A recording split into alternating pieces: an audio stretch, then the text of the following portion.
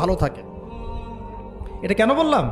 একটা সুদখোরের ঘরে তুলে দিতে সে দ্বিধাবোধ করতেছে না, একটা দুর্নীতিবাজের ঘরে তুলে দিতে দ্বিধাবোধ করতেছে না, একটা ঘুষখোরের ঘরে তুলতে দ্বিধাবোধ করতেছে না, হ্যাঁ, একটা মানে কি বলবো মাদক সেবী, ড্রাগ এডিক্টেড বা এই যে আর কি বলবো ফাসেক জালেম এই ধরনের ঘরে উঠাই দিতেও সে দ্বিধাবোধ করছে না। পাঁচতলা বাড়ি চাই আমার মেয়ে পাঁচতলা বাড়ি থেকে সুখে থাকবে। এই যে সুখের ডেফিনেশন এখানে দিয়েছেন আপনারা।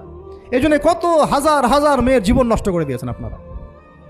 আমার কথা মাইন্ড করে না, হাজার হাজার মেয়ের জীবন মায়েরা নষ্ট করে দিয়েছে শুধুমাত্র মেয়েদের দুনিয়াবি সুখ এর সংজ্ঞাটা বুঝতে ভুল করার কারণে।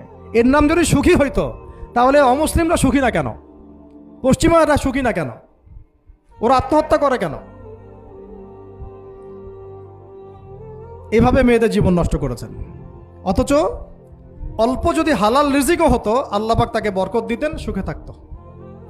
তা আল্লাহ পাক আপনাদেরকে রিজিকের মূল্য বোঝার তাজিম করার তৌফিক দান করেন, আমিন। অনেক ভিতরে ভিতরে চলে যাচ্ছে আমি, সময় আমাদের হাতে আরও শর্ট হয়ে আসতেছে।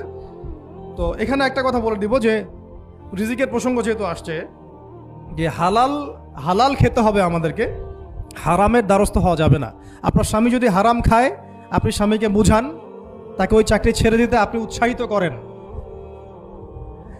আমি আপনাদেরকে একটা অনেস্টির সাথে একটা কথা বলি, যত এই যে প্রশাসনে যত ঘুষখোর আছে, ঠিক আছে, যত দুর্নীতিবাজ আছে, যত মাদক সেবী আছে, মাদকের ব্যবসায়ী আছে, যত সুদখোর আছে, এরা সবাই কেন এই খারাপ কাজগুলো করে জানেন? তার স্ত্রীকে ভালো রাখার জন্যে, তার মাকে ভালো রাখার জন্যে, তার সন্তানদেরকে ভালো রাখার জন্য।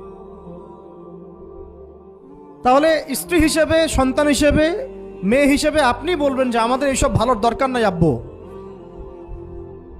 হে আমার প্রিয় স্বামী আমার এসব ভালোর দরকার নাই, হে আমার ছেলে আমার এসব ভালোর দরকার নাই, তুই হালাল পথে থাক, ওইখানে তুই আমাকে ডাল ভাত খাওয়া, আমি খুশি আছি। এইভাবে আপনারা তাদেরকে মোটিভেট করেন, দেখবেন সমাজে হারাম কমে গেছে ইনশাআল্লাহ। আর হারাম খাওয়া এই ছেলে মেয়েগুলোও কিন্তু মানুষ হবে না। হারাম খাওয়া যে ছেলে মেয়েগুলো রক্ত মাংস করে উঠছে, এরাও কিন্তু মানুষ হবে না। আল্লাহ পাক আমাদেরকে হালাল খাওয়ার তৌফিক দান করেন, এবং হালালের জন্য আপনাদের ভূমিকা অনেক বেশি। আমরা উত্তরবঙ্গ সহ দেশের বিভিন্ন জায়গায় সফর করে যেটা দেখেছি, যত সুদী এনজিও আছে না, এনজিওগুলোর মধ্যে মহিলাদের নামই বেশি, জানেন? মহিলাদের নাম বেশি সুদী এনজিওতে। তো এই দাওয়াতগুলো আমরা মা বোনদেরকে দিতে চাই যে কোন অবস্থাতে যেন হারাম রিজিকের দিকে আপনারা না ধাবিত হন, এবং রিজিকের তাজিম করেন, পরিবারের মধ্যে হৃদ্যতা ভালোবাসা বজায় রাখেন, একে অপরকে বিশ্বাস, সম্মান এবং শ্রদ্ধা করেন। ইনশাআল্লাহ তাআলা আপনাদের পরিবারও সুখী হবে, রিজিকও সুন্দর হবে এবং রিজিকে বরকত হবে ইনশাআল্লাহ।